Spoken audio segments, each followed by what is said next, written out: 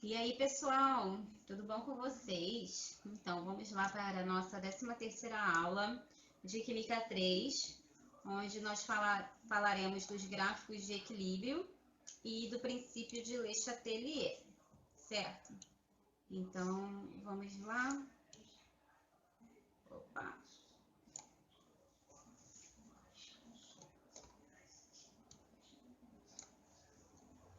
Bom, então, vamos lá. Primeiramente, princípios de Le Chatelier, né?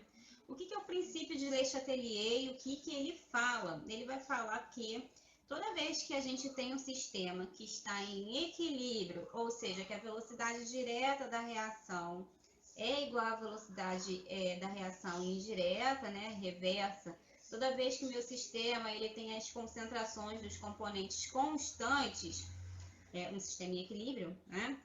E a gente aplicar uma perturbação a esse sistema em equilíbrio, esse meu sistema em equilíbrio ele vai se deslocar na direção ou dos produtos ou dos reagentes, de forma a minimizar, a reduzir esse efeito da perturbação, tá? Então, eu tenho um sistema em equilíbrio, eu aplico uma perturbação nesse sistema, a minha reação, as minhas reações, na verdade, né, elas vão ser mais ou menos favorecidas, a direta ou a inversa, dependendo do tipo de perturbação que eu aplicar. E essa diferença, esse deslocamento do equilíbrio acontece para que essa perturbação ela seja minimizada. E aí eu vou readquirir um novo estado de equilíbrio, que não vai ser igual ao primeiro, tá? É que nem, por exemplo, você está fazendo alguma coisa na sua vida, está tranquilo, está estudando lá, está tranquilão. Alguém vem e te enche o saco, certo? Aí você vai lá, explode com aquela pessoa, porque ela te perturbou. Você explodiu com ela, e beleza. E aí, depois que você explodiu com ela, que se estressou, não sei o que, você vai voltar ao seu novo estado de equilíbrio para voltar a estudar. Vai ser igual a quando você estava tranquilão da primeira vez? Não, não vai. Mas você vai voltar a estudar, tá? A ideia é mais ou menos essa, beleza? Então, quais são os fatores que vão alterar, que vão promover essa alteração do equilíbrio químico? A gente tem basicamente 3 fatores, tá? Que são a concentração, a pressão e a temperatura do sistema. A concentração dos componentes, pressão do sistema e temperatura do sistema. Lembrando que catalisador e inibidor, eles não afetam o equilíbrio, tá? Por que não? Porque o catalisador, qual é o papel dele? É acelerar a velocidade da reação, através da diminuição da barreira energética, da energia de ativação da reação, tá? Mas isso não acontece de forma seletiva, ou seja, só em uma direção, não é unidirecional. Se ele acelera a reação direta, ele também vai acelerar a reação inversa, então é como se ele não tivesse feito nada, tá? A mesma coisa o inibidor, ele vai fazer com que a reação fique mais lenta. Mas se ele fizer que a reação direta fique mais lenta, ele vai fazer a inversa também ficar mais lenta. Então, ele não é, esse tratamento do catalisador e do inibidor, a ação deles não é unidirecional. Não dá para você trabalhar numa reação só direta ou só inversa, não. Se você colocar um catalisador ou um inibidor no seu sistema em equilíbrio, ele vai reagir tanto no sentido direto como no sentido inverso, então é como se ele nem tivesse ali, tá? Ele não vai influenciar, nenhum dos dois influenciam no equilíbrio químico.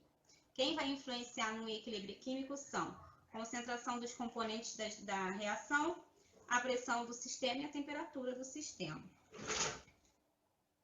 Bom, então a gente vai abordar aí cada um individualmente, tá? Primeiramente pela concentração dos componentes. Primeira coisa que eu tenho que ver é o seguinte, qual é o tipo de reação que eu estou trabalhando. Não adianta querer decorar princípios de Le Chatelier, tá? Você tem que entender o conceito. A questão é, o que o princípio de Le Chatelier fala? Eu estou em equilíbrio, aplico uma perturbação, meu sistema se desloca no sentido de minimizar essa perturbação. A ideia é essa. Então, vamos lá.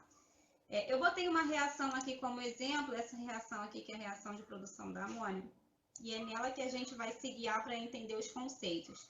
Tudo vai ser igual ao da reação da amônia? Não, os conceitos eles se mantêm, mas os resultados vão diferenciar com o tipo de reação que a gente está trabalhando, tá? Então, foca na reação. O que eu tenho que perceber aqui, ó? Quando eu vou colocar algum reagente, se eu estou acrescentando algum reagente, algum componente, na verdade, pode ser reagente, pode ser produto, tá? Se eu estou acrescentando um determinado componente, eu estou com um excesso desse componente. Então, o que o meu sistema vai enxergar? Poxa, tem muita coisa desse cara aqui, né? Eu tenho que me deslocar para o outro lado para poder consumir esse cara que está em excesso. Então, toda vez que eu acrescento um componente, que eu aumento a concentração de um dos componentes, o meu equilíbrio ele vai se deslocar no sentido de consumir esse excesso que existe no sistema. Então, vamos pensar no sistema em equilíbrio como uma balança de dois pratos, que eu até coloquei aqui, ó. Quando eu estou em equilíbrio, isso quer dizer o quê? Que o prato da direita e o prato da esquerda estão iguaizinhos, certo? Digamos que esse prato aqui seja o prato... Vamos lá. Digamos que aqui a região da calculadora seja a região dos reagentes e a região aqui, a mão sem a calculadora, é a região dos produtos. Se eu coloco qualquer componente aqui dos reagentes, tá ficando o quê? Tá ficando mais pesado, né? Tá aumentando a concentração dos componentes. Esse lado aqui desse prato, ele vai pesar mais, certo?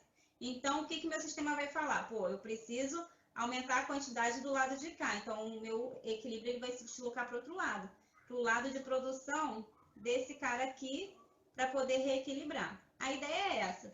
Trabalhar sempre com o conceito da balança de pratos, para a gente poder entender melhor. Então, no equilíbrio, os dois pratos, eles estão na mesma altura. Só que vamos pensar aqui nessa reaçãozinha química. Digamos que eu faço um acréscimo de N2. Do lado dos reagentes, ó, vamos dizer que aqui sejam os reagentes e aqui sejam os produtos, tá? Do lado dos reagentes, vai ficar com uma quantidade maior em termos de concentração do que do lado dos produtos, tá vendo? O lado dos reagentes está mais pesado, tá mais para baixo, mais pesadinho do que o lado dos produtos. Consequentemente, o que vai acontecer com esse equilíbrio? Esse equilíbrio vai se deslocar para o lado dos produtos, em direção aos produtos, em produzir produtos para compensar esse excesso de N2 e consumir esse excesso de N2. Então, o meu equilíbrio ele se desloca para a direita, no sentido de produção dos produtos, tá? E os produtos da reação direta, ou seja, a produção de NH3, tá? Para que compense esse excesso aqui, ó. Eu tô com excesso desse cara aqui, tá até mais pesado, tá? Excesso de N2.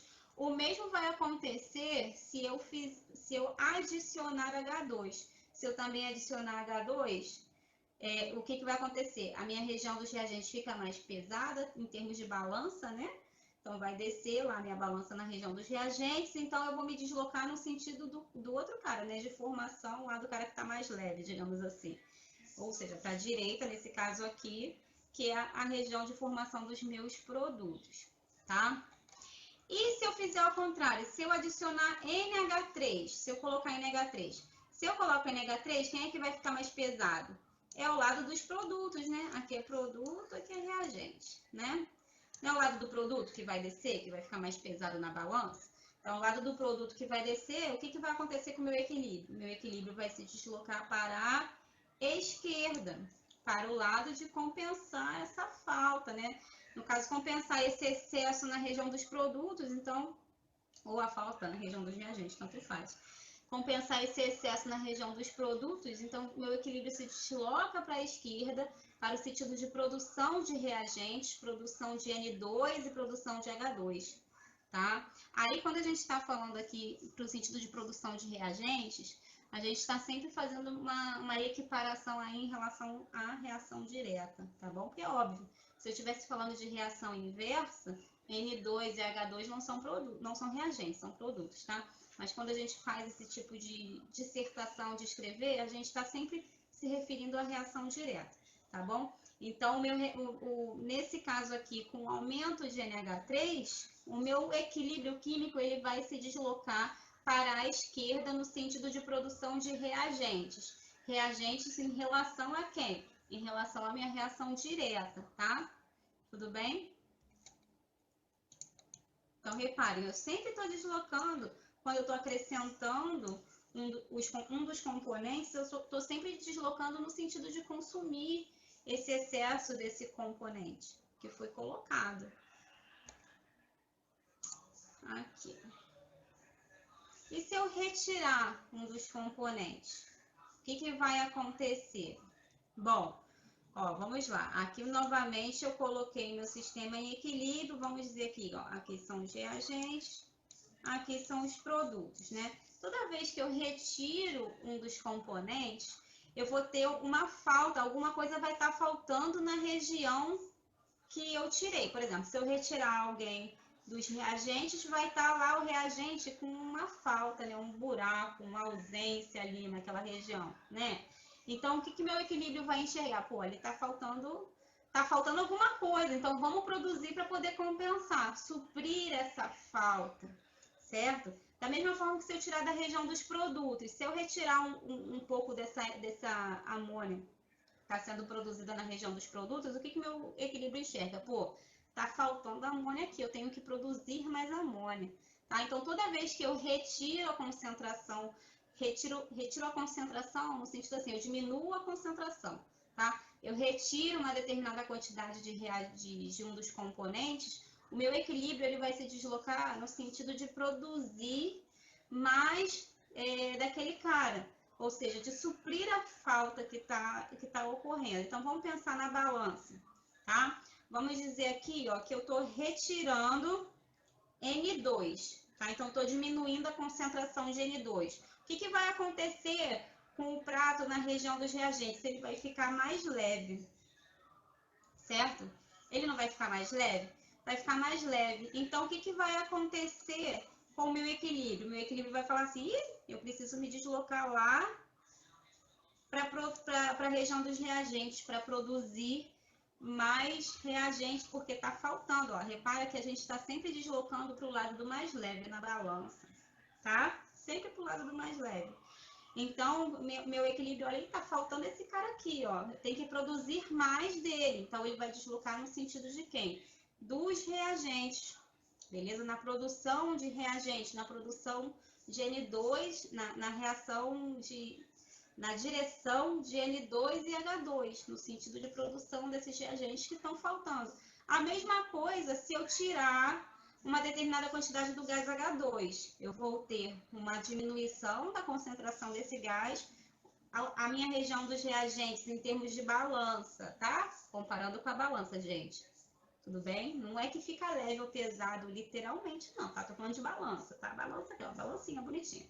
A minha balança, ela vai ficar o quê? Mais leve, digamos assim, né? Então, vai subir lá na balança, o prato sobe. Então, o que o meu equilíbrio vai enxergar? Pô, tá faltando alguém aqui na região dos reagentes. Preciso produzir para suprir essa falta. Então, vai deslocar no sentido de produção de reagente, para a esquerda, tá bom? E se eu fizer o contrário? Se eu tirar uma determinada quantidade de NH3, se eu reduzir a concentração de NH3 que está lá no produto, o que vai acontecer? O meu produto é que vai ficar mais leve, né? Lá em termos de balança, a região do produto é que fica mais leve. Meu equilíbrio vai enxergar o quê? Pô, tá faltando NH3 lá no produto, preciso produzir NH3 que está faltando, suprir essa falta de NH3. Vou deslocar para onde? Para a região de produção de NH3, para a direita, produção dos produtos, no sentido dos produtos, certo? Então, o meu deslocamento é para a direita.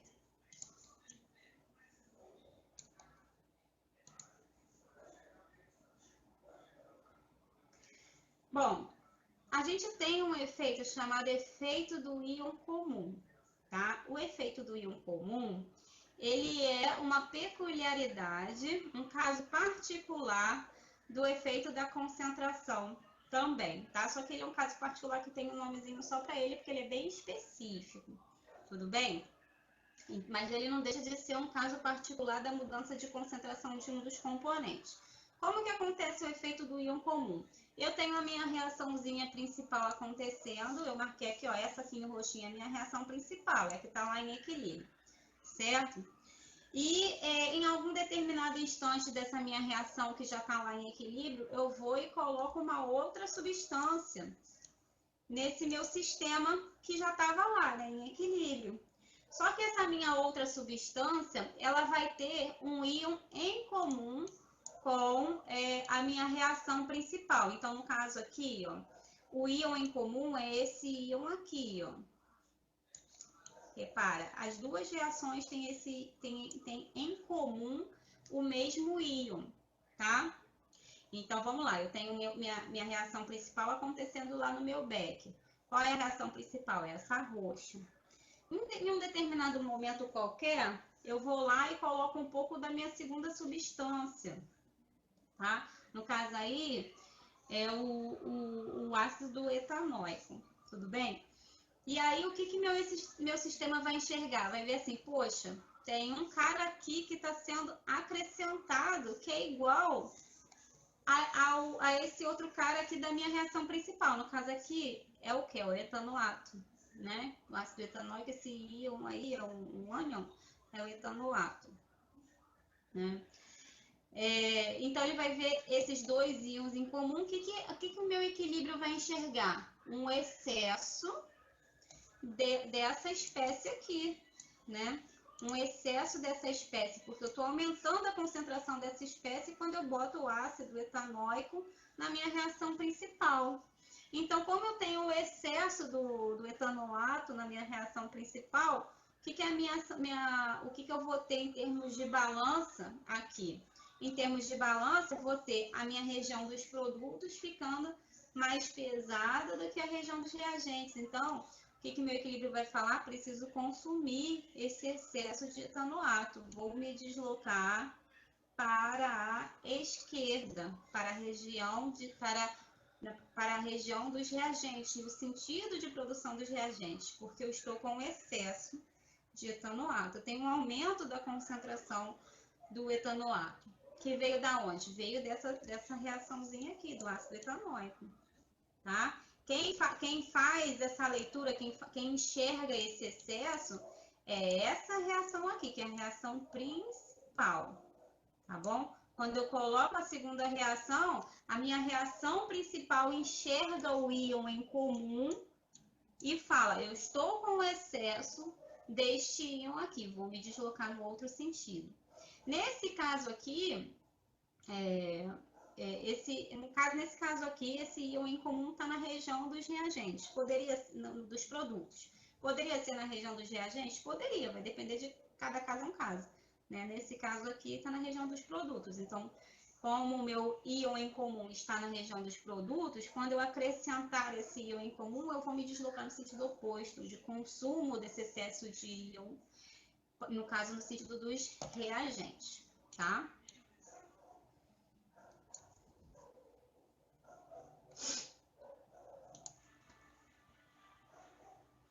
Bom, aumento da pressão do sistema. O que a gente tem que ter na nossa cabeça, tá? Toda vez que a gente aumenta a pressão do sistema, o sistema vai enxergar assim, poxa, eu tenho pouco espaço para as minhas moléculas se mexerem. Toda vez que a gente aumenta a pressão do sistema, se for num êmbolo aqui, ó, a gente está diminuindo o espaço, né? Dá para ver aqui, ó. Cadê aqui? A gente está diminuindo o espaço, né? Toda vez que a gente aumenta a pressão, comparando aqui, ó, a gente está diminuindo o espaço, certo? O volume que o meu sistema ocupa. Então, se eu tenho menos volume para ocupar, o que meu sistema vai falar assim? Eu preciso, então, me deslocar no sentido da minha reação que ocupe um menor número em volume. Volume em termos de quê, gente? Nesse caso aqui, a reação enxerga número de mols estequiométricos, tá? Então, ela vai falar assim, então como a pressão do meu sistema está aumentando, eu vou me deslocar no sentido da reação que eu tenho o menor número de mols estequiométricos, porque é a região da minha reação que ocupa o menor volume, e é isso que eu preciso, ocupar menor volume, tá? Então, reparem aqui, ó, no exemplo que eu dei, em equilíbrio, eu botei essa quantidade de volume aqui porque eu quis, tá? E os meus pratos estão certinhos aqui, ó, iguaizinhos. Quando eu aumento a pressão, eu diminuo o volume que o meu sistema reacional vai ocupar. Então, eu vou ter, o meu equilíbrio vai se deslocar para um volume vai ter um menor volume que essas minhas moléculas vão ocupar, eu vou me deslocar no sentido de menor quantidade de número de mols. Aí o que eu tenho que olhar? Quantos mols eu tenho nos reagentes e quantos mols eu tenho nos produtos. Aqui eu tenho 1 mol de N2 e 3 mols de H2, total de 4 mols na região dos reagentes. E na região dos produtos, eu tenho 2 mols apenas. Então, se eu aumentar a pressão, eu quero ir para um lugar que ocupe menor volume. Nesse caso dessa reação aqui, eu vou me deslocar no sentido dos produtos, produção dos produtos, que é o sentido onde eu tenho menor volume, tá? Por quê? Porque o maior número de mols está na região dos reagentes, é a região mais pesada, digamos assim, tá?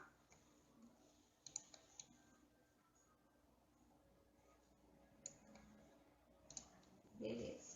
E agora se eu fizer ao contrário, se eu diminuir a pressão do sistema, quando eu diminuo a pressão do sistema, eu tenho mais espaço para me mexer, eu tenho mais volume para ocupar, o meu sistema vai falar assim, liberou geral, vou poder ocupar o tamanho que eu quiser, entre aspas, né? Mas a ideia é essa. Então, se ele tem bastante espaço para se mexer, ele vai falar assim, então eu vou me espalhar, tá? Então, ele vai querer ocupar a maior quantidade de volume possível, o equilíbrio ele vai se deslocar no sentido de que ele ocupa mais volume, ou seja, que ele tem maior quantidade de número de mols, beleza? E aí, no caso aqui do meu exemplo, eu botei aqui, ó, o que eu sei? Eu sei que no lado dos reagentes são 4 mols e do lado dos produtos são 2 mols. Então, o que vai acontecer? O meu equilíbrio, ele vai querer se deslocar no sentido de produção dos reagentes, tá? Obviamente que aqui, é óbvio que o número de... Aqui a minha balança é só para dizer para onde está indo. Mas é óbvio que o número, em termos de quantidade de mols, eu tenho mais mols do outro lado, tá, gente? Mas aí, se você parar para pensar que eu tenho mais mols, mas eu também estou ocupando espaço, acaba que a balança ela vai ficar certinha. Mas a ideia deu para entender, né? A ideia deu para entender. Se eu aumentei o volume aqui, o meu sistema vai querer se deslocar no sentido de ocupar todo esse volume, ou seja, no sentido de ter uma maior quantidade em número de mols, e aí é só olhar aonde eu tenho maior quantidade em número de mols, nos reagentes ou nos produtos.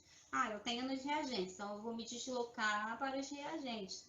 Se o meu maior número de mols fosse no produto, aí eu me deslocaria para o produto. É muito simples, então não complica, tá bom?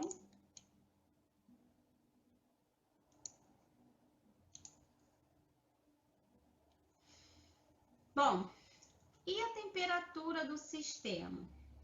Se eu aumento a temperatura do meu sistema, o meu equilíbrio ele vai ser deslocado no sentido endotérmico da reação, tá? Como é que eu vejo isso? Vamos lá. Eu tenho aqui, essa reação tem um ΔH maior do que zero, quer dizer que é o ΔH positivo. É para qualquer sentido reacional? Não. Esse ΔH positivo é para o sentido direto. Então, eu sei que para a reação direta, o ΔH da reação é positivo, ou seja, eu tenho uma reação do tipo endotérmica. Mas para o sentido inverso, eu não tenho ΔH positivo, eu tenho que ter justamente o inverso, porque é a reação inversa. Tá? Então, o ΔH é negativo nesse caso. Tudo bem? Eu tenho uma reação do tipo exotérmica. Então, esse ΔH que o problema dá aqui, ele é referente à reação direta, tá bom? Ok. Tendo isso na nossa cachola, que esse ΔH é para reação direta, deixa eu apagar aqui que senão fica muito information. É para reação direta, aí eu tenho que olhar. Se eu aumento a temperatura, o que está acontecendo com a energia do meu sistema? Meu sistema está com muita energia. Então, a minha reação vai olhar para aquele excesso de energia e falar assim, pô, eu preciso consumir esse excesso de energia. Qual é a reação que consome energia? É a reação endotérmica, que é a reação que absorve energia. Por isso que, quando eu aumento a temperatura do sistema, eu vou deslocar para o sentido endotérmico, para o sentido de consumo de energia, porque eu estou com excesso de energia no meu sistema, tá? Aí eu tenho que olhar aqui qual é o meu lado endotérmico. Nesse caso aqui, é o sentido da direita, é o sentido de produção de produtos, de produção de NH3, tá? Então, nesse caso aqui, a minha reação vai ser deslocada para a direita. Aqui dá para fazer a balança? A balança dá para entender por que que é, né? Não tem um sentido muito específico, porque o que que acontece? É que a gente não está trabalhando em termos de pesos, né? Mas deu para entender que a gente está sempre deslocando no sentido de que está mais leve a balança. Então, para a direita, tá? Por isso que eu coloquei aqui só para a gente manter a analogia. Muito embora para esse caso não necessariamente vai resolver o problema de vocês se vocês quiserem decorar. Eu não aconselho decorar, eu aconselho lembrar, entender o conceito, tá bom? Bom, e se eu quiser diminuir a temperatura do sistema? Se eu diminuo a temperatura do sistema, meu equilíbrio vai ser deslocado para o sentido exotérmico. Por que exotérmico? Porque a minha reação vai olhar, o meu sistema vai falar assim, pô, tá faltando energia na minha situação aqui. Tá faltando energia. Tá faltando energia. Então, o que que eu preciso fazer para suprir essa falta de energia? Eu preciso produzir energia, liberar energia, né? Então, se eu preciso liberar energia, qual é a reação que libera energia? É a exotérmica. Então, minha reação enxerga o sistema com falta de energia, ela vai querer produzir energia para suprir essa falta de energia, tá? Então, ela vai deslocar no sentido exotérmico. Aí eu tenho que ir lá na minha reação de interesse, que nesse caso aqui é a minha, que eu já dei, e ver qual é o meu sentido exotérmico. O meu sentido exotérmico é o sentido de produção dos reagentes, ou seja, no sentido para a esquerda. Tá? Eu botei aqui para a direita, mas é para a esquerda. Vou consertar aqui no slide. Para a esquerda. Então, eu vou deslocar para a esquerda no sentido de produção dos meus reagentes, certo? Porque é o sentido exotérmico da minha reação, para compensar a falta de energia que a minha reação enxerga no sistema, tá bom?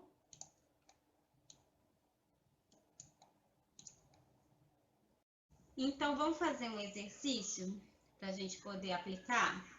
Bom, na química ambiental, particularmente no controle da ocorrência da chuva ácida, tem particular importância as reações entre os gases monóxido de nitrogênio, NO, e oxigênio, O2, para originar o dióxido de nitrogênio, NO2, o qual se combina com água e forma o ácido nítrico, HNO3, segundo as reações assim equacionadas. Aí ele deu aqui a reação de NO com O2, formando NO2, e de NO com água, formando ácido nítrico. Tá? Quando essas reações ocorrem em um recipiente fechado, analisando os fatores considerados, aí ele deu ali 5 fatores. Indique aquele ou aqueles que, atuando sobre o equilíbrio 1, tende ou tendem a reduzir a produção do ácido nítrico no equilíbrio 2. Ou seja, qual desses fatores que, quando eu fizer qualquer um desses fatores no equilíbrio 1, vão acarretar diminuição da produção do ácido nítrico no equilíbrio 2. Foi isso que ele perguntou. O que eu aconselho? Eu aconselho vocês a somar essas duas reações, tá? Porque elas são reações somáveis, digamos assim. Dá para somar, então você vai ter uma reação global, fica mais fácil de enxergar o sistema como uma coisa única. Dá para enxergar de forma separada, assim, do jeito que tá? Dá. É mais fácil? Não, é mais fácil você ter uma coisa só para ver, né?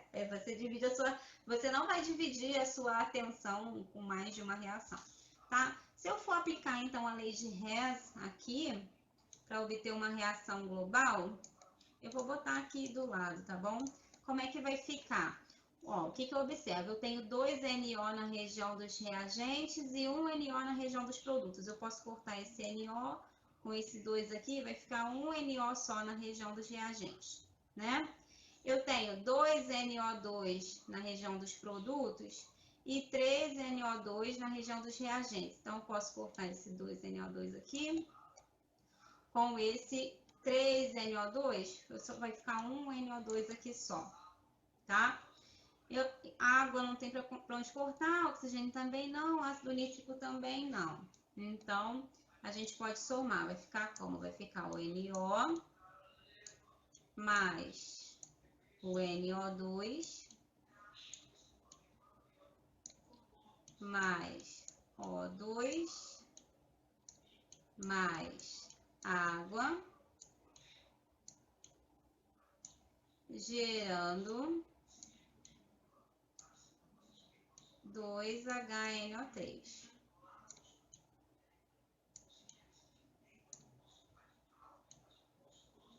E energia, mais energia. Então, a minha reação aqui, ela é exotérmica, tudo bem?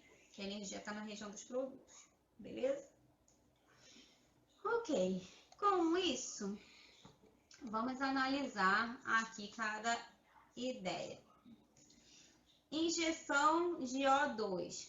A minha intenção é fazer com que o meu equilíbrio se desloque para a esquerda, certo? Ou seja, para a região de produção dos reagentes, porque eu quero, reduzir a produção de ácido nítrico no equilíbrio 2. Redução de produção de ácido nítrico é fazer com que o meu equilíbrio se desloque para a esquerda. Então, esse é o meu objetivo, tá? Vou botar aqui, isso aqui é o meu objetivo. A seta em verde aqui é o meu objetivo. Agora a gente vai analisar as opções. Injeção de O2. Se eu coloco o O2 aqui na região dos meus reagentes, o que o meu sistema vai falar para mim? Tem o excesso desse cara na região dos reagentes. Então, a região dos reagentes vai ficar mais pesadinha, digamos assim, né? O excesso está na região dos reagentes, é lá que fica mais pesado.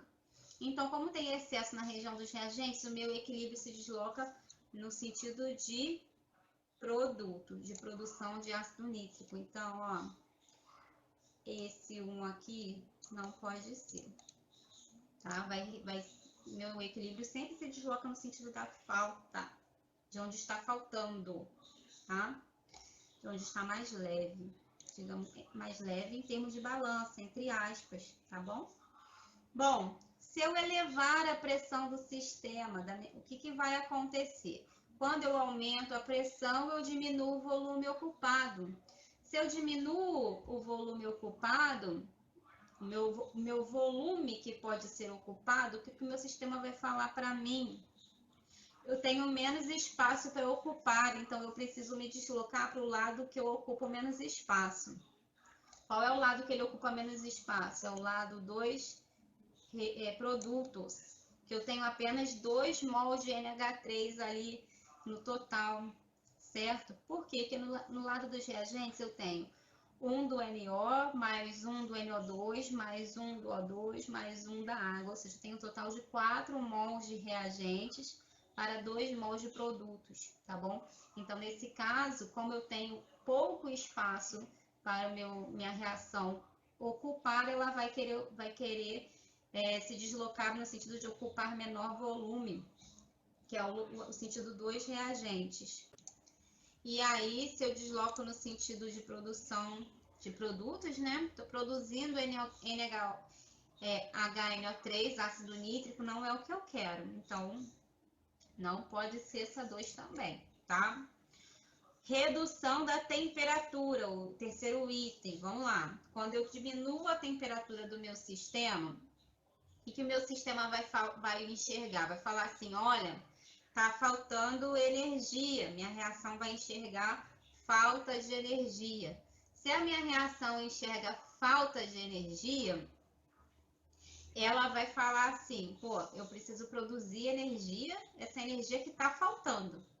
Lembra? A gente sempre desloca no sentido de suprir essa falta, tá? Então, ela vai querer suprir essa falta, deslocar no sentido de produção de energia, porque tá faltando energia. Qual é a reação que produz energia? É a reação exotérmica. Então, tem que saber qual é a reação exotérmica, qual é o sentido da reação exotérmica aqui nesse caso. Nesse caso, o sentido da reação exotérmica é o sentido de formação de HNO3. Como é que eu sei? Eu sei porque a minha energia, ela está nos produtos, quer dizer que ela está sendo produzida, ela está sendo liberada, tá? Então, quando eu reduzo a temperatura do meu sistema, eu desloco para o sentido exotérmico, que nesse caso, o sentido exotérmico é o sentido de produção de ácido nítrico, que é o que eu não quero. Então, esse terceiro item também não pode ser, tá? Redução da pressão. Bom, quando eu reduzo a pressão do meu sistema, o que minha reação vai enxergar? Minha reação vai falar assim, opa, tenho bastante volume para ocupar. Se eu tenho bastante volume para ocupar, então eu vou me espalhar, eu vou me deslocar para o sentido que eu tenho maior quantidade de número de mols estequiométricos para eu me espalhar bastante. Então, qual é o sentido que eu tenho maior número de mols estequiométricos? É o sentido dos reagentes. Para a esquerda, para a produção desses reagentes, de NO, NO2, O2 e água, tá? Então, a minha reação aqui, ela vai querer se deslocar para o sentido dos reagentes, para consumo de ácido nítrico, reduzindo a produção do ácido nítrico, que é justamente o que eu quero.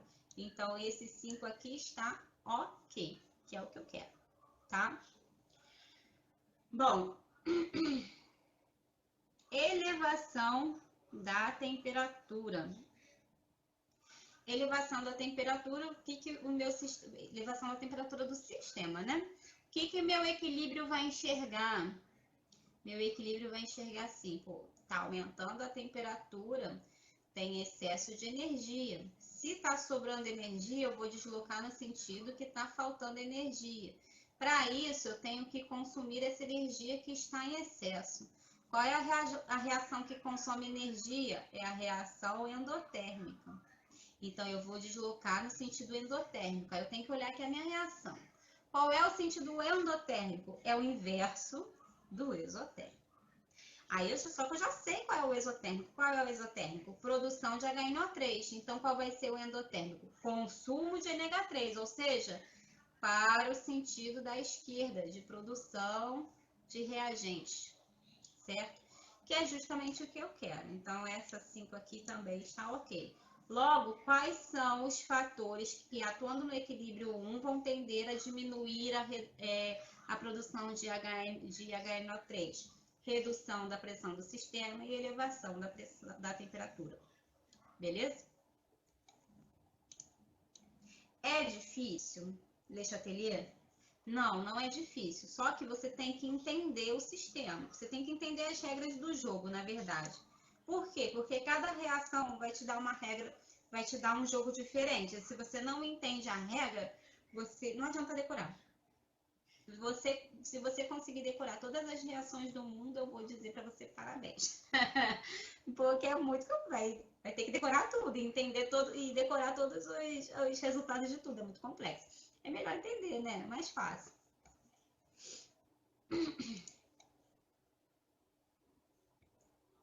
Bom, continuando então. Gráficos de equilíbrio químico. Temos alguns, temos vários, tá? Primeiramente, a gente tem que entender os mais simples, que são esses aqui. O que a gente tem nesse primeiro gráfico aqui, ó? Nós temos um gráfico de velocidade no Y versus tempo no X, tá? Então, como é que funciona esse gráfico? A gente tem a velocidade, né? A curva azulzinha, que é a curva referente à reação direta, diminuindo com o tempo, e da reação inversa aumentando com o tempo. Ou seja, V1 diminui com o tempo e V2 aumenta com o tempo. Por quê? Tá? Vamos lá. Quando eu coloco o reagente os reagentes para reagirem? No início do processo, eu tenho já produtos? Não. Então, eu vou começar lá no máximo, ó, da velocidade no início do processo no tempo zero, para a reação direta. Por quê? Porque quando eu coloco eles para reagir, os reagentes para reagir, eles já vão querer reagir, certo? Então, eu já começo a toda velocidade, a todo vapor. Tudo bem? Só que, conforme os reagentes vão sendo consumidos e vão sendo produzidos os meus produtos, conforme eu vou tendo menos concentração de reagentes, essa velocidade ela vai sendo diminuída com o tempo. Então, por que a velocidade direta diminui com o tempo? Ela diminui com o tempo porque a concentração dos reagentes está diminuindo. E se eu tenho menos reagentes reagindo, eu tenho uma velocidade menor. Lembra? A lei da velocidade, gente. A velocidade é igual a K vezes a concentração de A e de B. Digamos assim, se eu tiver um A e um B, né? Digamos que eu tenho. Não tem nada a ver com esses caras aqui embaixo, não, tá? Só tô dizendo que A e B. Digamos que a reação aqui seja A mais B dando C, que nem essa daqui, tá? Digamos que seja. Então, se eu tenho uma diminuição da concentração de A e B, porque eles estão reagindo e estão produzindo C, o que vai acontecer com a minha velocidade? Ela vai diminuir também, tá? Então, essa é a ideia. Por isso que a velocidade direta, ela diminui. Porque a concentração de reagentes está diminuindo com o tempo, tá? Então, é assim que eu sei qual é a curva da reação direta. Ela começa a todo vapor, porque eu tenho o máximo da concentração dos reagentes naquele momento. É o momento que eu acabei de colocar eles para reagirem. E aí ela vai diminuindo com o tempo, porque os reagentes estão sendo consumidos com o tempo para produzir o produto, tá? E por que a reação inversa ou indireta, ela começa do zero? Tá? Porque, vamos lá, os produtos, no início do processo, eu não tenho produto nenhum. Eu não tenho nada. Eu preciso que os meus reagentes reajam, produzam produto, para que esses produtos comecem a reagir entre eles, para poder começar o processo inverso, o processo indireto, tá bom? Então, por isso que eu começo do momento zero. Se eu tenho zero produto, eu não tenho nada de produto, a minha velocidade vai ser quanto? Qualquer número multiplicado por zero dá quanto? Dá zero. Se eu tenho zero de C, zero concentração de C, boto aqui, ó, lei da velocidade para a reação inversa vai ser VK vezes concentração de C. Se eu tenho zero concentração de C, quanto é que vai ser a minha velocidade? Vai ser zero, tá? Então, por isso que a minha velocidade inversa, ela vem do zero. Começa do zero, do ponto zero, tá? Zero de velocidade, zero do tempo, porque é o tempo inicial. E por que ela vai aumentando com o tempo a velocidade inversa? Porque eu vou, conforme o tempo vai passando, eu vou produzindo esse meu produto C. Conforme esse C vai sendo produzido, a velocidade vai aumentando com o tempo. Por isso que eu tenho um aumento do gráfico aqui, ó, da reação inversa. Por isso que a minha velocidade V2 ela aumenta com o tempo, tá bom? E aí vai chegar um determinado momento onde o gráfico da reação direta e o gráfico da reação inversa, eles se encontram. E aí eles vão parar de diminuir e de crescer e vão virar um patamar, ou seja, vão virar uma linha reta em relação a quem? Em relação ao meu eixo X. Então, ó, é paralelo em relação ao meu eixo X.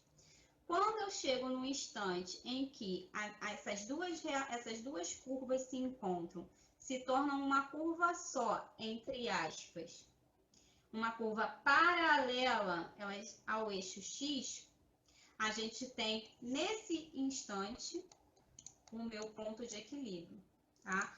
É o tempo, então nesse instante eu tenho o tempo onde eu alcancei o equilíbrio químico, onde a velocidade V1 da reação direta vai ser igual à velocidade V2 da reação inversa, tá? Então é só nesse momento que eu tenho um momento de equilíbrio, tudo bem? Deixa eu apagar aqui. Ok. ok. Então, esse gráfico aqui, facinho, tranquilinho, né? Vamos para o segundo gráfico, que é o gráfico que o pessoal confunde com o primeiro, que é o gráfico da concentração, tá? Vamos para esse segundo gráfico aqui, é um gráfico mais simples. Eu estou só botando aqui um reagente e um produto, tá? Para ficar mais simples, depois a gente vai para esse terceiro gráfico que é mais complexo. Nesse gráfico simples aqui, eu tenho B reagindo, produzindo A na reação direta e A produzindo B na reação inversa, tá? No segundo gráfico. Então, como é que eu sei que a curva vermelha é de B e a curva azul é a curva de A? Eu sei que a curva vermelha é B e a curva azul é A, porque pela forma como essas curvas se comportam. Vamos lá. Primeira coisa, eu tenho que ver lá. Que tipo de gráfico que eu estou trabalhando? É um gráfico de concentração em mol por litro por tempo. Então, reparem na minha curva B, ela começa com o máximo da concentração. E aí, conforme o tempo vai passando, a concentração vai diminuindo. Bom, quem é que começa já no máximo da concentração? É quem já está no início do processo, é o reagente. O reagente começa com a sua concentração máxima. Ele está lá no máximo de concentração dele e conforme ele vai reagindo e produzindo produtos, a concentração dele vai diminuindo com o tempo, certo? Beleza. Então, eu começo no meu tempo zero, a concentração do meu reagente é máxima. No início do processo, eu tenho o máximo da quantidade de reagentes e conforme esse meu reagente vai sendo consumido para produzir produto, essa concentração dele vai diminuindo com o tempo. Então, por isso que eu sei que essa curva B, essa curva vermelha, é a curva de B, que é o meu reagente nesse caso, tá? Em relação a quem? Em relação sempre à minha reação direta. Ela é a minha orientação, tá bom? E em relação a essa curva para A, bom, eu sei que A, ó, no tempo zero, a concentração dele é zero. Ou seja, se a concentração dele é zero, é porque no tempo zero, no início do processo, eu tinha nada dele, eu não tinha nada. Quem é que eu não tenho nada no início do processo? É o produto. Eu não tenho nada de produto no início. Conforme os meus reagentes vão reagindo, os meus produtos vão sendo produzidos com o tempo. Vão sendo produzidos, né? Com o tempo.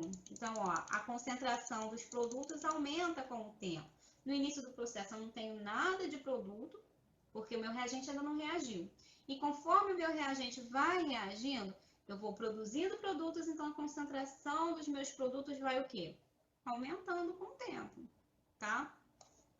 Por isso que essa é a curva do produto. A curva do produto é uma curva ascendente que cresce com o tempo. E a curva de reagente é uma curva descendente, é uma curva que decresce com o tempo. Para quê? Para qual gráfico, gente? Gráfico de concentração versus tempo, tá? Ou seja, essa daqui, a gente aqui não está trabalhando reação direta e reação inversa. A gente está trabalhando reagente e produto em relação somente à reação direta, tá? Somente em relação à reação direta. Eu poderia fazer a mesma análise para reação inversa? Poderia, tá? Nesse caso aqui eu só fiz análise para reação direta. Então, na reação direta, quem é o reagente? É o B. Então, a concentração de B diminui com o tempo. Quem é o produto? É o A. Então, a concentração de A aumenta com o tempo. E se eu quisesse fazer a análise ao contrário? Poderia? Poderia. A passaria a ser o reagente e B passaria a ser o produto. Então, seria ao contrário, né? A curva de B seria a azul e a curva de A seria a vermelha, se fosse para a reação inversa. Mas a gente geralmente não faz essa análise não, a gente só faz na direta mesmo, tá bom? Ah, tá errado fazer a inversa? Não, a questão se ela quiser ela pode fazer, mas não é comum, tudo bem? O mais comum é fazer a análise graficamente falando para a reação direta. E aí, depois que a concentração de B, que é o reagente, diminui com o tempo, e a concentração de A, que é o produto, aumenta com o tempo, vai chegar um determinado momento que essas concentrações, tanto de A quanto de B, não vão nem aumentar mais e nem diminuir mais, vão ficar constantes, tá? E aí, nesse instante que as concentrações não variam mais, ficam constantes, a gente tem o instante onde o equilíbrio químico é alcançado, ou seja, o tempo de equilíbrio. E aí, como é que eu sei que está constante? Porque a minha curva, ela vira um patamar, uma linha reta, em relação ao meu eixo X. Ou seja, ela está paralela, é uma reta paralela ao eixo X. Tá? Isso quer dizer o quê? Que conforme o tempo vai passando, a concentração de A não aumenta mais. E o mesmo acontece com B. Conforme o tempo vai passando, a concentração de B não diminui mais. Então, ela se estabiliza, ela fica constante. Vira uma linha reta paralela ao eixo X. Vira um patamar paralelo ao eixo X. Tá? Bom, vamos analisar agora esse terceiro gráfico, que é um gráfico um pouquinho mais complexo. E aí, por que esse gráfico ele é mais complexo? Ele é mais complexo porque eu tenho 3 componentes na reação. Então, como eu tenho 3 componentes, eu tenho 3 curvas. Se eu tivesse 10 componentes, eu teria 10 curvas, uma curva para cada componente, tá? Para qual gráfico? Para esse gráfico aqui, que é um gráfico de concentração versus tempo também, tá bom? Não confundam a concentração versus tempo com a velocidade versus tempo, tá bom? Bom, então o que eu tenho para observar aqui nesse gráfico? Eu tenho duas curvas que são duas curvas decrescentes, ou seja, elas começam com uma determinada quantidade aqui de reagente. E ela já, só que nesse caso dessa curva aqui, é interessante porque ela já começa com uma determinada quantidade de produto também, tá? Não sei por que motivo representaram essa reação já com uma determinada quantidade de produto. Acredito eu que essa reação ela já seja de um segundo equilíbrio químico, tá bom? Se fosse uma reação de primeiro equilíbrio químico, ou seja, de início do zero, onde a gente misturou tudo e começou do zero, esse gráfico C estaria errado, tá? A gente já vai ver isso no próximo gráfico, no próximo slide. Bom, se fosse uma reação de início de processo, esse C, ele teria que vir daqui de baixo, ó, assim, beleza? Esse C teria que vir daqui de baixo, lá do zero, tá bom? Mas não é o caso, tá? Aqui é uma outra situação de equilíbrio químico, mas enfim, vamos lá. Então, o que vai acontecer aqui? Eu tenho o A começando com 3 mol por litro e o B começando com 2 mol por litro. Os dois já começam de uma determinada quantidade de concentração molar e conforme o tempo vai passando, a quantidade desses dois caras vai diminuindo com o tempo. Então, eu sei que A e B vão ser os meus reagentes, por quê? Porque são são curvas que decrescem com o tempo. Nesse caso aqui, desse gráfico, vocês não têm como saber, se eu não tivesse dito que a azul é de A e que a vermelha é de B, vocês não teriam como saber estequiometricamente falando. Por quê? Porque estequiometricamente falando, A e B têm a mesma quantidade de mols estequiométrico.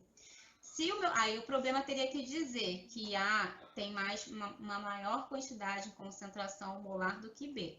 Se o problema fala, olha, eu coloquei 3 mol por litro de A, ou foi colocada uma maior quantidade em concentração de A do que de B. Se falasse assim, você conseguiria dizer, né? A tem maior concentração, então, para o desempate aqui, a primeira é a de a azul, e a segunda é a de B, a vermelha, tá? Se o problema não diz a concentração em mol por litro, quem tem mais concentração em mol por litro, ele tem que te dar uma reação onde A e B vão ter número de mols estequiométricos diferentes. Então, vamos lá. Digamos que o problema tenha nos dado esse caso, onde ele informa o número de mol estequiométrico. Para esse caso aqui, para esse tipo de curva, onde A tem uma maior quantidade em termos de concentração do que B, eu teria que, digamos, ter, sei lá, 2 mols de A e 1 mol de B, porque aí isso justifica a concentração de A ser maior do que a de B, tá? Se fosse ao contrário, se B fosse maior que A, então a curva de B teria que ser a azul e não a vermelha, beleza? Então, eu posso ter dois tipos de casos aqui. Quando o número de mol estequiométrico já está dizendo quem está em maior quantidade, ou quando o próprio problema diz, tá? Quem está em maior quantidade. E como é que eu sei que essa curva C aqui é a curva do produto? Porque conforme o tempo vai passando, a concentração dele aumenta. Tá? Então, quem é que aumenta a concentração conforme o tempo vai passando? É o produto, porque é o cara que está sendo produzido. E por que eu sei que essa curva de produto aqui já não é uma curva de primeiro equilíbrio, vai ser uma curva de segundo equilíbrio, depois que é aplicado a lei de Le Chatelier pelo menos uma vez, tá? Que a gente vai ver no próximo slide. Eu sei porque se fosse um primeiro equilíbrio, ou seja, logo quando eu coloquei os reagentes, eles se misturaram, e aí, conforme o tempo foi passando, eu adquiri o equilíbrio, esse C teria que começar do zero. Então, seria alguma situação... Deixa eu botar da cor verde. Então, seria essa situação aqui, vindo do zero. Ai, ficou tão torto. Se vocês quiserem até colocar bonitinho no caderno de vocês, ó, vindo do zero, subindo com o tempo. Aqui, tá? Beleza? Aí, viraria aqui. Assim, teria que vir do zero. Tá bom? Se for um gráfico de primeiro equilíbrio. Outra coisa que muitas pessoas confundem, isso se tratando desse segundo gráfico aqui, é achar que o ponto de equilíbrio é esse ponto aqui, ó, quando as curvas se cruzam, tá? Achar que isso aqui é o equilíbrio. Não, gente. Qual é a definição de equilíbrio químico? Temos duas definições. V1 é igual a V2. Quando é que eu uso V1 igual a V2? Quando eu tiver um gráfico de velocidade, né? Tem que fazer sentido. Então, eu vou ver se V1 é igual a V2. Quando as curvas se encontram, eu tenho as velocidades iguais. Então, eu tenho meu ponto de equilíbrio. Ou eu posso ver quando as concentrações dos reagentes e produtos dos componentes da reação são constantes. Ser constante não é ser igual, ser constante é ser não variável, é uma coisa que não varia. Então, isso aqui não é constante, continua subindo, continua descendo, tá? Aqui é o momento que a concentração de A e de B são iguais. Isso tem algum sentido em termos de equilíbrio químico pra gente? Nenhum, não faz diferença nenhuma, tá? O momento de equilíbrio químico é quando a concentração de A e B, as concentrações deixam de variar, se tornam constantes, ou seja, eu tenho a obtenção de duas retas, dois patamares paralelos ao eixo X. Isso aqui para mim, ó, nada importa, tá bom? O mesmo eu posso ver aqui, qual é o momento de equilíbrio nesse terceiro gráfico? Quando eu tenho os patamares sendo produzidos. Então, eu tenho aqui as retas paralelas de C, de A e de B, paralelas ao eixo X. Então, esse é o meu momento, meu tempo de equilíbrio. Tá bom? Cadê aqui? Bom, daí aqui é quando a gente aplica Le Chatelier, tá? Eu só apliquei uma alteração, não apliquei todas as alterações possíveis não, porque eu ia ter que achar gráfico de tudo e ia ser muito complicado. Tá bom? Então, esse gráfico aqui é um gráfico de concentração versus tempo. Então, o que a gente observa? Vamos lá, do começo, tá? Eu tenho essa reaçãozinha aqui acontecendo, que é a reação de produção de amônia a partir de N2 e H2, tá? Então, o que eu sei? Eu sei que a N2 e H2, que são os reagentes, eles vão ser consumidos com o tempo. Quer dizer que a concentração deles diminui com o tempo e que eles estão com a sua concentração no máximo no início do processo. Ou seja, essas duas curvas, a vermelha e a amarela, são as curvas de H2 e de N2. E a curva de H2 é a maior, que tem maior concentração no início do processo, porque a gente tem uma maior concentração uma maior quantidade em mols de H2. Tá bom? Beleza. Então, é por isso que a gente tem esses dois aqui, são os reagentes. E, ó, reparem, no início do processo, o meu produto começa do zero, ó. NH3, ele tem nada dele no início do processo e a curva dele vai crescendo com o tempo, conforme ele vai sendo produzido. Até chegar o momento onde eu tenho a obtenção dos primeiros patamares, ou seja, o meu primeiro momento de equilíbrio aqui, ó, meu primeiro equilíbrio aqui nessa seta na seta não, né? Porque a seta tá torta. Nessa linha tracejada, onde eu tenho a produção dos primeiros patamares, as primeiras linhas retas paralelas ao eixo X. Então, esse é o primeiro tempo de equilíbrio que eu tenho. Esse tempo de equilíbrio, ele vai, até o momento que eu vou lá e aplico uma perturbação no meu sistema. Nesse caso, qual foi a perturbação no meu sistema? Como é que eu sei qual é a perturbação do meu sistema? Eu sei pela curva. Tá, vamos lá. Minha concentração de H2 diminuiu com o tempo, diminuiu, ficou estável. Aí, do nada, a concentração de H2, ó, aumentou. Do nada, aumentou, tá vendo? Se a concentração de H2 aumentou, vamos lá, ó, dá para reação. A concentração de H2 aumentou, eu tenho mais H2 do lado, tenho mais reagente, tá faltando o quê?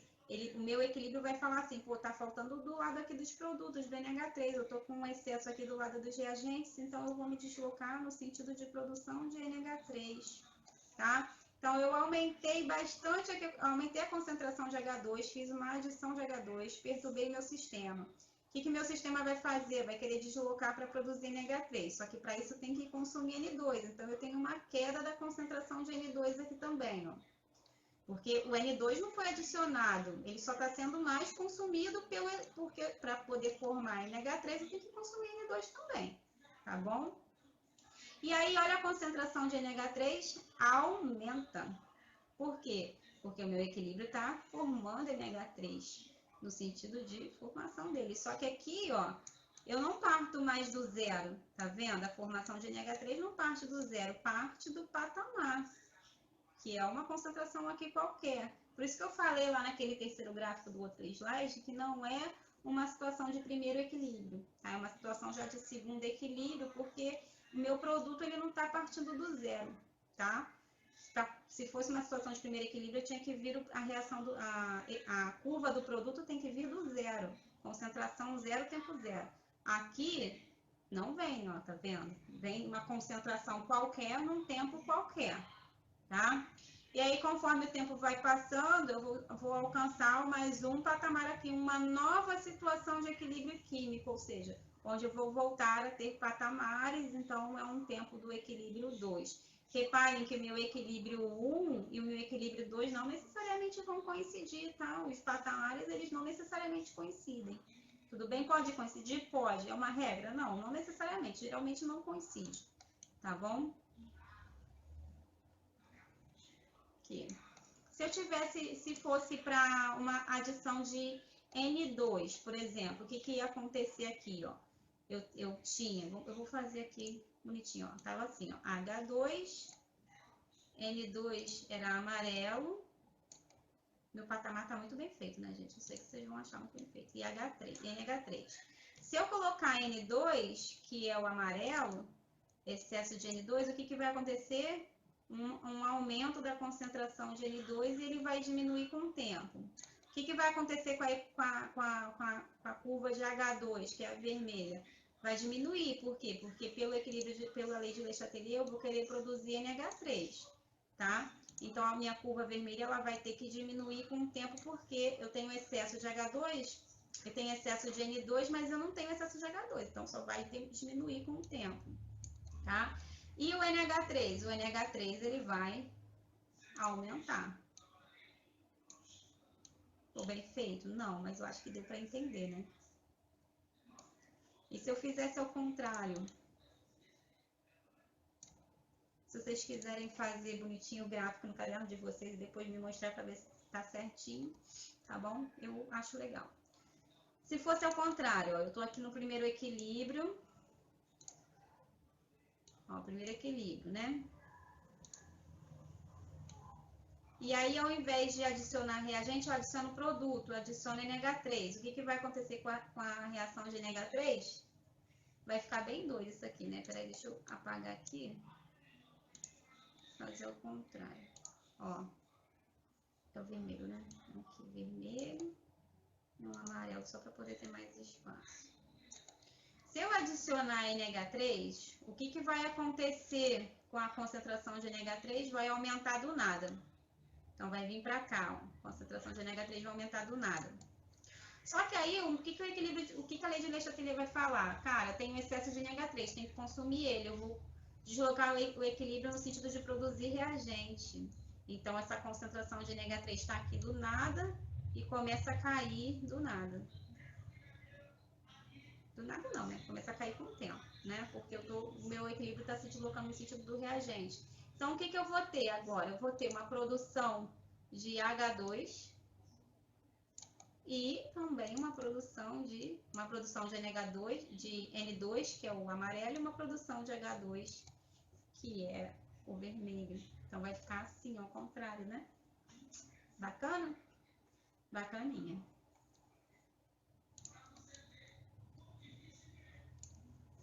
Certo? E aí os tempos de equilíbrio sempre vão ser os momentos onde a gente tem as linhas retas paralelas ao eixo X, tá bom?